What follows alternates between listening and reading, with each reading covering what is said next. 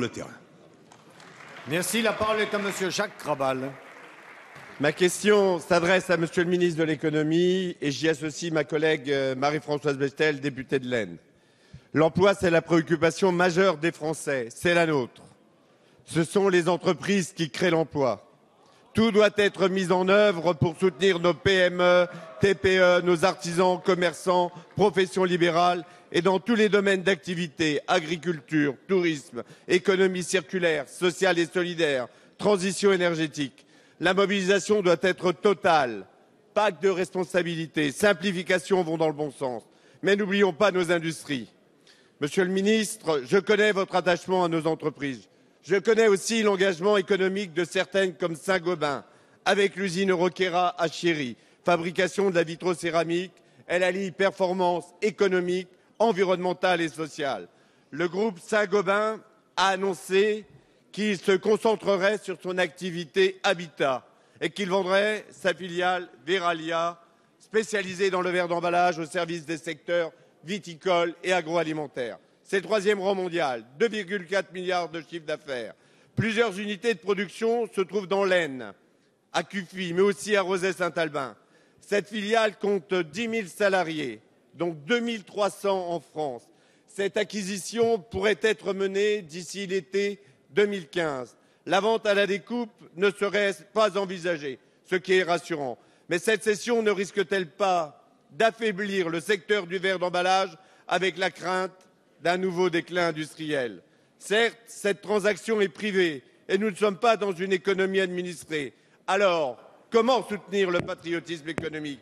Monsieur le ministre, comment agir pour que le repreneur de Verallia s'engage dans un processus industriel et non financier avec l'ambition de maintenir l'emploi sur notre territoire déjà fortement impacté par le chômage? La parole est à Monsieur Emmanuel Macron, ministre de l'économie, de l'industrie et du numérique.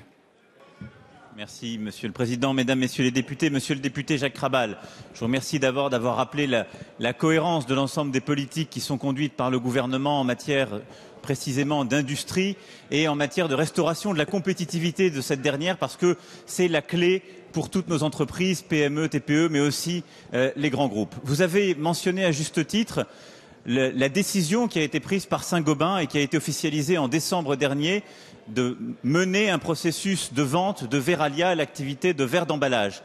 Il ne s'agit pas d'une décision nouvelle. Dès 2007, Saint-Gobain s'était en effet engagé, avait en tout cas annoncé sa volonté, comme vous l'avez aussi rappelé, de se recentrer sur l'habitat et donc d'opérer une telle cession. Je veux ici être pleinement rassurant à plusieurs égards.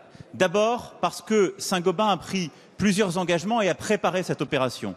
Elle a pris le temps, elle a pris les garanties, elle a en effet annoncé que cette opération se ferait en préservant l'intégralité de l'activité verre d'emballage, Europe, Maghreb, Amérique du Sud, etc. Ce qui est important pour précisément le caractère productif de cet ensemble. Donc ça n'est pas une vente à la découpe, vous l'avez bien dit. Ensuite, parce que durant toutes ces 7 dernières années, et les dernières semaines l'ont encore montré, Saint-Gobain a continué et continue à investir pour faire de Verallia un outil productif. Enfin, parce que le processus qui a été lancé n'est que le début. Il y aura un ensemble de consultations, il y aura plusieurs offres qui seront faites et il y aura surtout une information permanente des salariés. Nous veillerons dans ce cadre à ce que l'entité soit préservée, les investissements soient maintenus et que le caractère productif de l'investissement décidé soit garanti. L'État s'en porte garant.